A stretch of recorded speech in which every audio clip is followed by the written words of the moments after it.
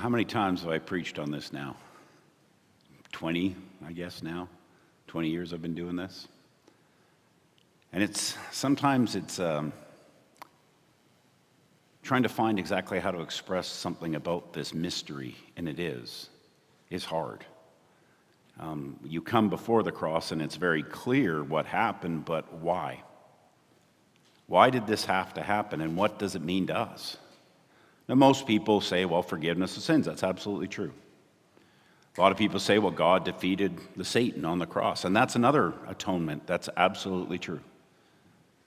Most atonement theologies, is what they're called, are true. But they're very Greek. Greeks like to have a nice, tight parcel. A nice way of saying things that are very clear, and if you believe them, then you got it all figured out. But there's something about this story that is hard to understand. The wrong people do the wrong things at the wrong time. It's like a whole story is hit with this incredible person who just hits a wall. And it's misunderstood, at least to its completeness, largely because we make one mistake. And I know you guys are going to say, oh, here goes Emery again, but I mean this. We forgot the Old Testament. That this God who did this action is the God of the Scriptures. And completely understanding what happened that day, that terrible day on Golgotha, one has to go back to those stories in the Old and look for the signs and symbols to help us understand what it means. Well, good luck. I'm going to do that today. The story that every Jew in the first century saw as the ultimate story, like their story is like the 1776 story, for America. Or, what is it, July 1st for Canada? We don't even know for Canada. But it's some story that forms who you are, who you're about, and what you believe. And this God was their God. And the story that they went under again and again was the story of the Exodus. The Exodus was a story of a people who were imprisoned, a people in slavery, in bondage. There's a story of absolute hopelessness. There was no hope. And the one guy who tried to deliver them with the sword, Moses, he gets kicked out of the country because that's not the way it's going to work. Why is this important? Because this is the story that Jesus is living up to. So we have to remind ourselves, and for good luck, I happened to watch the 10 Commandments this week. Anybody else watch that? Okay, I highly recommend it. Like, Yul Brynner, come on. And the 10 Commandments is a movie I got to watch as a young child. Every year we would watch the 10 Commandments. And I always thought it was weird because it was Easter, and my family's watching the Exodus story. But what we could not have realized is that's the exact story I should have been watching. Because it's in that story you actually begin to understand who Jesus is, what he's doing. So remind yourself what's going on in that Exodus story. There's the mighty Pharaoh who calls himself God. And he has these people in slavery. And they worship all kinds of gods of cows and the Nile and gnats, even gnats. And the sun god. And what does God do? Well, he goes and delivers his people out of Israel. But why doesn't he just walk in there and wipe out the Egyptians and Pharaoh and just let them go? That would have been easier, right? We can all agree God was strong enough to do that. But he spends his time performing 10 judgments. Well, why would he do that? I'll tell you exactly why he did it. Because every one of those plagues represented an Egyptian god. What this God was doing in all of those plagues was dethroning the very gods that they worshipped. When it becomes dark, he killed the sun god. He shows himself to be greater than the sun god. The Nile turns red. The Nile, as a god, has been judged, and on and on and on. He comes and does battle with idolatry, with what we make gods in our image. And that's what he does. And then he comes in and he sends Moses in amongst them. And of course, there's that final moment, that final fight between God and the false gods, and it's between him and Pharaoh. Pharaoh's the ultimate false god. He's the one who calls himself God. And through his own words, he judges himself, and the death of the oldest comes. Judgment comes on the nation of Egypt because God judges idolatry. And he goes out of his way and he says to these Jews, take some blood of the lamb that is sacrificed and put it on your doorposts. And anyone who comes into that building will be saved. Saved from what? The judgment. And that's the Passover story, right? It's a beautiful story. So how does Jesus work into that? Well, the story ends with them leaving Egypt. It's a wonderful story, but here's the problem that the Old Testament goes on to say. Just getting delivered from an idolatrous nation isn't enough because there's something wrong with us. And Israel leaves, and what do? What's the first thing they do? Moses goes up on the mount, and they build themselves an idol. Right? Not even a bull, but a baby calf. You're supposed to laugh at that, by the way. It shows how pathetic they really are. And God recognizes there's judgment, and Israel can never do it, can they? And so the prophets again and again talk about the fact that we need an exodus, but it has to be something more than out of geopolitical oppression. Enter Jesus. Who is Jesus? What's he like? Where is he born? All of these things come into this story and points us that he's bringing a new exodus. His family flees to where? Egypt, right? And yet out of Egypt he comes right away. You see the story just like Israel. Next thing you know, he comes in and he is baptized. What did Israel do? They went through the Red Sea. Following that, he is anointed with a Spirit. What happens after they get through the Red Sea? The Dead Sea. Did I say the Red Sea? They're not Russian. The Dead Sea. They come on the other side, and they're led by the Spirit. The Spirit comes in Jesus, they're led by the Spirit. What happens next in Jesus' story? What happens next in their story? In their story, 40 years in the wilderness, right? Tempted. What happens to Jesus? 40 days in the wilderness. Tempted. And they follow along, and it keeps going, and next thing you know, Israel gets the law. Jesus is giving a sermon on a mount, both coming from mountains.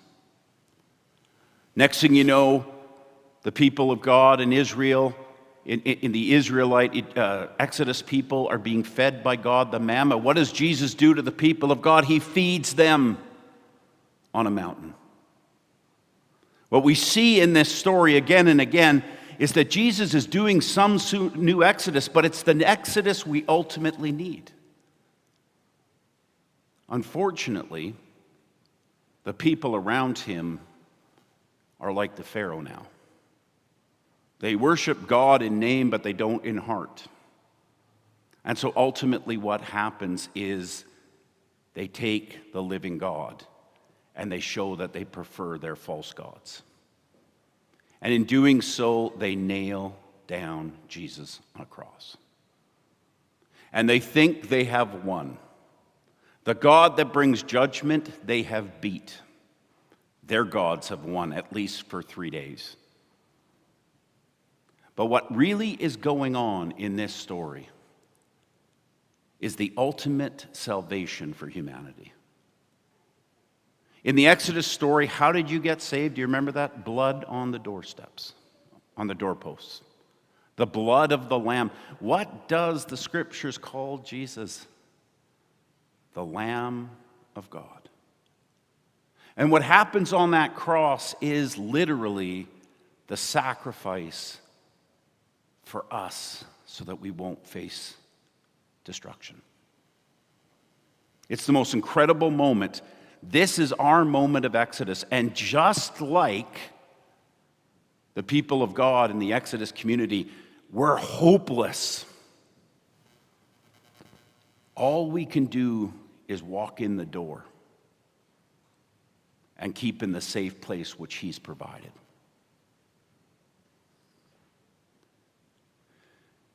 What Jesus did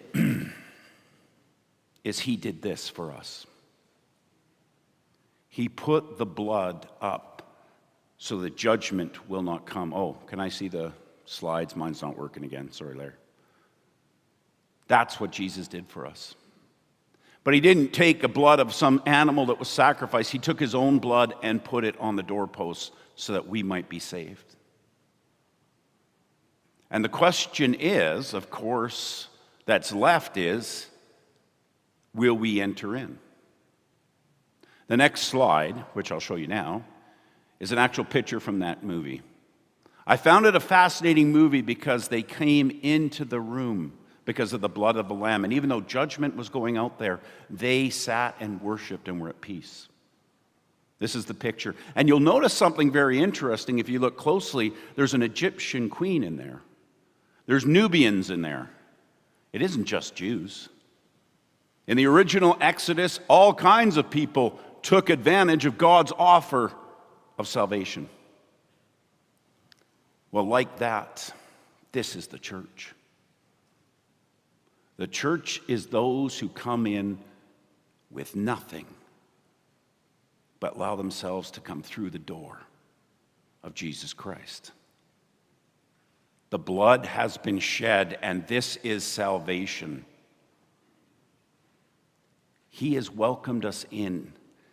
Now, the hard part that's hard to preach in our culture is judgment. Our culture doesn't like it. We like a little nice, soft teddy bear Jesus. It's true. If you listen to people that say, oh, judgment's so harsh, He's so harsh, don't do that. We want love, man. But what I say to people when they say that to me is I don't think, when you think about it, that that's a very loving God. I don't know if you've been watching the news in the last few years, but people are evil. Anybody notice that? I can't be the only one that's watching that network, whatever network it is. People are incredibly idolatrous right now. People are abandoning tradition. We're in what's called an anti-culture, a movement against all the things, whether it's marriage, all of those cultural things are being attacked or being deconstructed. Gender, sexuality, all of these things are being torn apart because we're worshiping the false idols. And people are dying. And people are being hurt. And people are being oppressed. What kind of God would smile and say, oh, I just love everyone? If someone in your family was being abused, how many of you, the most loved people, would say, oh, but I just want to love them? It's so nice. Like they're probably good people on the inside. I know they hit my beloved. I know that they keep them in bondage. You wouldn't. You'd be angry. God's better than you. And people are being destroyed by idols to this day. And here's the hard part for people to hear, but it's so clear in the Bible. There is a judgment. There is a judgment, and it's coming. I read Revelation. I can promise you it's in there. But here's the good news. We deserve to be part of the judgment because we're idol worshipers. And yet He died for us. And He says, you know what? You don't have to face the judgment any more than they did. Come on in. I love you so much that I want you to be set free from this judgment. That's what happened today, folks. Whatever else happened in the atonement, what happened today, those many years ago, was Jesus Christ opened a door and put blood on a doorstep so that the destruction and judgment wouldn't fall on us. And we're only safe in one place. Next slide. There is no place to hide but in the blood of the Lamb. The only reason we're safe, the only reason we're here, the only reason we can look forward is because we who deserved it didn't get it, because the guy who didn't deserve it took it. Because the one died, he gave us freedom to flee idolatry and its consequence. So when we came in today to worship, the reason we're safe is not because of how good we are. It's because how good he is. We entered into the room over the door with blood. And that's what keeps us from the judgment. That's what happened on the cross that day. Father, forgive them. They know not what they do. Revelation ends, and in all of its dramatic points, there's this high point where it says, how do Christians survive? It's fascinating that he doesn't say they survive because of their amazing spirituality. It doesn't say they survive or make it because they're so smart and they have their theological ducks in a row. Read this next slide, read it closely. If you don't think you can see it. And they overcame him by the blood of the Lamb and by the word of their testimony, and they loved not their lives even unto death. The blood of the Lamb is what saves us. The ultimate exodus has happened. It's not an exodus out of a nation, it's an exodus out of the things that destroy us. Idolatry, sin, and death. And here's the difference. There isn't just a bad Pharaoh and a good us. We're all tainted with it. And yet he opened the door. Next slide. Jesus said, I am the door. I love that picture. I just found it online. I think somebody has got the atonement theology figured out pretty good here. Jesus' blood is God saying, I'm going to deliver you despite you. The only question for us is, will we enter that door? And will we stay inside? I tell you the truth, the scriptures are clear. God's not going to put up with this kind of world forever. He is going to bring judgment. But you do not have to fear because of one thing. He bled for you and me so that we could have a place beside him. The God of the Exodus came and created an Exodus for us. And here's the beautiful thing. He's going to get us into the promised land. That's what the resurrection's about. Because he's done this, we're not there yet. But as we stay under this blood, we're free. We're safe. And on that day, we will see paradise. That's what the cross is about. Think about that this week, this weekend, and consider how lucky we are that we have somebody who was willing to do that for us.